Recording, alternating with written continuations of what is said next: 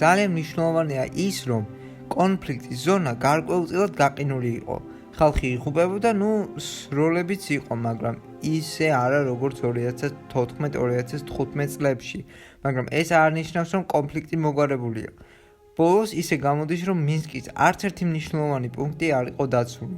ამას იმიტომ ვუსვამ ხაზს, რომ მინდა პარალელი გავავლოთ დღევანდელ რეალობასთან, რომელიც ძალიან გავს 2014-2015 წლის მოვლენებს, რომს დააჯდეს ორივე უკრაინისა და რუსეთის მხარეები ერთ მაგიდასთან და მოაწერონ რომელიმე ხელშეკრულებას ხელი, რომ ცეცხლი შეიწყვიტოს, ან თუნდაც ის 30 დღიანი ცეცხლის შეწყვეტა იყო დანიშნული, შეიძლება და მგონი უფრო რეალური იქნება, რომ ცეცხლის შეწყვეტის მეორევე დღიდან კონფლიქტი თავიდან დაიწყება, იმიტომ რომ ეს არ არის ეგეთი მარტივი კონფლიქტი, როგორც ბევრს გონია.